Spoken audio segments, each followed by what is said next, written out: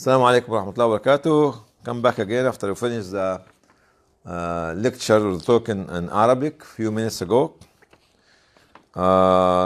We congratulate you with a new year again, and we hope that all your years will be happy, and your days and your weeks and your months and everything.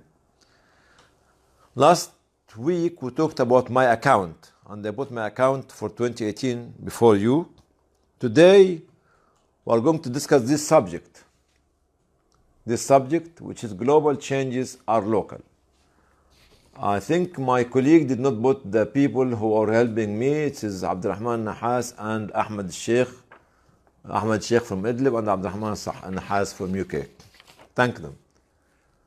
Why we call global changes are local? Why I am choosing this subject to discuss today with you at the first week of the 2019s. Why? Because each one of us, including you young men and women, including you teenagers, including you old men and old women, including you housewife, retired people on pension, you can make the change. Whether you are educated or not educated, whether you are living in the middle of a very advanced society or a very backward society, doesn't make any difference. But you can make the change, and any global change starts local. If I give you some examples of the great football players, maybe in Liverpool, somebody now coming from Egypt, his name Mohamed Salah. He started in a very, very small team. Nobody knows even the city where he came from. Manu, the same team. He came, I think, from Cameroon or from another African country. Drogba, Messi, Cristiano Ronaldo, and came from very poor community, but they made the change globally, and they became the superstar of this game. Okay? Don't look at them just as superstar, but look at the effort they took to make the change and to put their fingerprints on the sport as a game, or the football as a sport. Sorry. 5 steps we need to follow. Foundation step, then directions of social empowerment, then the gradual steps, which building the foundation of national industrial craftsmanship, B, building the foundation of national agriculture, dairy products, and meat industries. Number 5, which is the ultimate result. Why I'm talking about craftsmanship and agriculture? Because few weeks ago, we talked about the civilization created between Euphrates and Tigris River in Iraq, whether it was in Syria nowadays or in Iraq nowadays, on the river Nile. It was built and based on the craftsmanship as well as the agricultural product. From these 2 basic industries, they managed to build society, to build community, to build a great nation, to build renaissance, to build civilization, and to build science and technology, which is more advanced than the science and technology of nowadays. From agriculture and craftsmanship. The people are skilled people. The skilled people. No oil, no gas, nothing. They were so advanced, ahead of us, even up till now. Because they have done something which you can't do nowadays. If you go to the Inca in Latin America as well, they built great civilization. China, Japan, everywhere. The Greek and the Roman, everywhere. Based on this, skilled, professional workers and agriculture. Build the industry, build the army, build the economy, build the renaissance, and build the civilization and science and technology at that time. What do you mean by foundation stage? You and me, If we look back, I want to be a part of the change maker of the society, as a local society, of my country, as a country, of my continent, as a continent, of the global. I would like to have a global impact. This is exactly what happened to Prophet Muhammad sallallahu alaihi wasallam. He was not qualified from universities like you. He could not be able to read and write, but he had the vision. He wanted to save humanity by spreading the message of God from north to south and west to east of the globe. That means he has a dream. Like if you remember the dream of Martin Luther King of America, the late Martin Luther King of America, I have a dream. And his dream became true in this century. And the president of the United States of America was a black African president. Martin Luther King had it. Gandhi had it. Ali Isa Begovic had it. Malcolm X had it. Che Guevara had it. And so on, so on, so on, so. They have a dream. They change the dream. And each one of you must change your dream into an idea. And you believe in your idea and your dream to drive it. If you don't believe in your dream and your idea, you will never be able to drive it. Then you start learning the skills actually to make your dream reality. And from there, you have to be determined, persistent, that you are going to succeed. Whether you are an old man, old woman, houseman, housewife, retired, young people, young girl, young boy, or even teenager. You should have a dream and you believe in it and you should drive it persistently with determination. This is the foundation. If we don't have this, you cannot go to the other 4 steps. Direction of social empowerment. What do you mean by direction of social empowerment? I'll tell you something. If you look at the economy of our country, look at what's been written here. Building a stronger local economy means building a strong, empowered, independent society. If we can feed ourselves, if we can manufacture our clothes, if we can build our houses, if we can control our transportation and make it local, we will be able to become independent, empowered society and strong society. Without being able to feed yourself and all your food is being imported from abroad, you will never be independent. Your political decision will never be independent. You'll be controlled by who is feeding you, controlled by who is sending the furniture to you, manufacturing your clothes, manufacturing your carpet, your garments, everything. So you are not independent. You become independent. That's why all the great countries as a superpower, they are producing all the essential food material locally. No matter what is the weather in their country, they do not depend on a friend to send them the wheat, send them the clothes. They are producing it locally. Not only that, but they are trying to control the agricultural industry in poor countries, such in Africa. If you look to Central African Republic, if you look to Cameroon, if you look to Democratic Republic of Congo and others, you find a lot of foreign countries are in control of the agricultural industry of these countries because they don't want them to compete with the agricultural industry in their countries, and they want to control the productivity of the land. There are 2 foundations for building a strong national economy, and their philosophy of thinking is gradualism. You have to do things gradually. Nothing will happen overnight. Nothing will happen overnight. First one, building the foundation of national industrial craftsmanship, skilled workers. We would like to have as many skilled workers in many professions as we can. The second one, building the foundation of national agriculture, dairy product, and meat industries. As you can see Holland, you can see not only Holland, you can see Norway, you can see Denmark, and so on and so on. Okay, building these 2. If we talk about gradually building the foundation of national industrial craftsmanship, اللي هو skilled workers, plumbers, carpenters,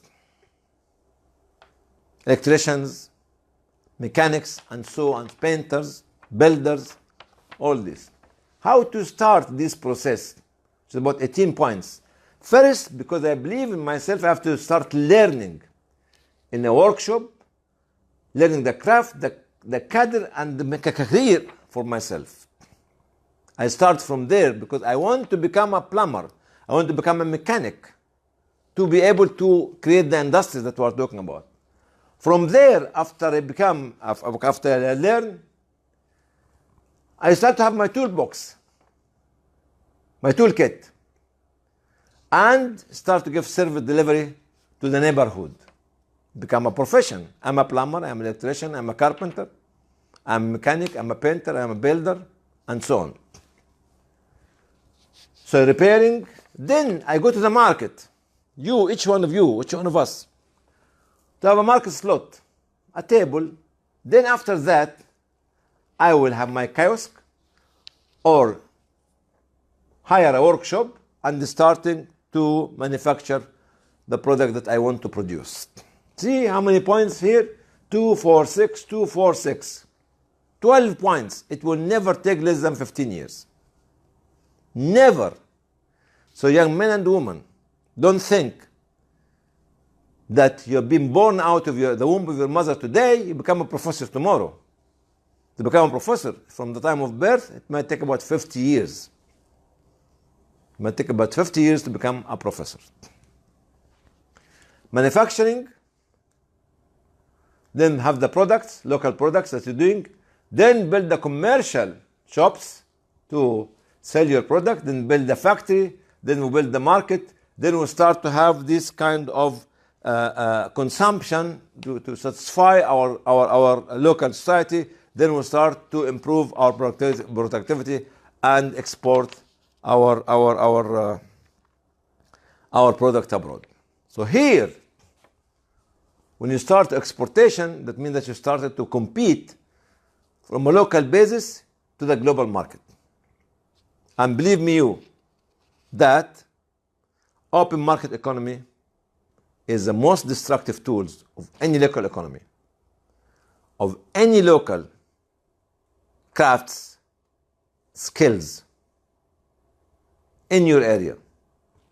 And when you go to their countries, the advanced countries and very well developed countries, you find that they preserve this kind of skills and teach it to the children. In your country where you came from, they don't, you don't. And now hardly you can find the people who used to do the things long time ago. Copper industry, gold industry, silver industry, carpentry, and so on, weaving and others, and so all these kind of things. Disappearing because of the open market economy. So coming back to these 18 points, to be able to export your goods, which you can do, will take from you at least 30 years. But if you start today, at the age of 15, 20, 25, by the age of 50, you'll be there. Not only have a share in the global market, but maybe actually affecting the global market as well. So look after the skilled workers and this kind of professions. The second one is building the foundation of national agriculture, dairy products, and meat industries. The same. We learn. See? Then if you want to become a farmer, you need the seed, the soil, the climate, and the water, and all these sort of things. It's a process. You don't put the seed in the soil to become a tree and fruitful tree in a month or 2 months. It might take years. Look at how long it will take to get the mango, to get the pistachio nut, to get the coconut, and to get the jackfruit, and to get the apple, plums, oranges, tangerine, and others. Years and years and years and years. So if we start there, to have the trees ready for us, it might take at least 10 years, or more than 10 years. But you have to produce it locally to be able to have a product, to export it abroad and to compete in the international market and to control the international market. And from the trees, you have the production, you have the fruits or the crops that you got. Then you employ around you those kind of manual and skilled workers. Then you build farms, which can make trading, build shops, build factories, manufacturers, production, market, consumption, and exportation as well. Same process. It started locally. It started locally. You have to believe in yourself, young man and young woman, old man and old woman, housewife or unemployed, educated or non-educated. Learn something, do something, build something, believe in something, and try something and produce something. This is what we need to do on 2019, at the very beginning of this year. We raise our hope high to be able to be not only a player in the international market, but to be able actually leading the international market. The ultimate outcome of all this process is we'll build a community around the industry, the agriculture or the skilled industry. We build national industries, local industries. We have economical stability. We have our own climate, cultural, value-based, commercial, economical, religious, independent. Our climate is our climate that we create. It's not the weather. It is the climate, the philosophical climate that we live around. We preserve our national values and culture. We become as a civilized renaissance. Our renaissance will be based on civilization, our history, our culture, our heritage, our values, our religion, our humanity, our morality.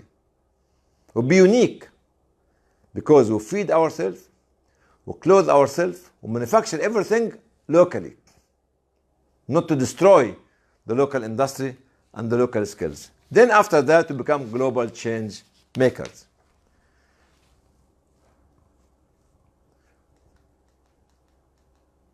So if we go back quickly, if we want to become global changes are local. This is the 5 steps which you mentioned before, the 5 steps. This is the first step with the foundation, 5 points, as you can see it here. This is the directions of social empowerment, whether based on the agriculture or the skilled workers. And this is the skilled workers process till you become productive country, producer, exporting as well. And this, if you are a farmer, this is the same again till you become exporting all your product abroad and competing in the international market. After doing this, you'll be able to become a global change maker. This process, brothers and sisters, will not take less than 25 to 30 years of very hard work. But you have to start it today to be able to reach it before you become the age of 50 or 60. And if you want to follow what I'm saying, these are the addresses of my YouTube. All the videos on the YouTube. Where's the YouTube? This one. Okay, in English and Arabic, you can join. And you can actually send me messages as much as you want. Thank you very much. And I hope that your 2019 will be more fruitful. Not gloomy, more fruitful than 2018 and 2017 and 2016. And I'll see you next Thursday, inshallah, in a surprise. Thursday, 17 January. inshallah يوم الخميس الجاي نتقابل 17 يناير في مفاجأة ليكم inshallah. Stay tuned. انتظروا يوم 17 يناير. السلام عليكم ورحمة الله وبركاته.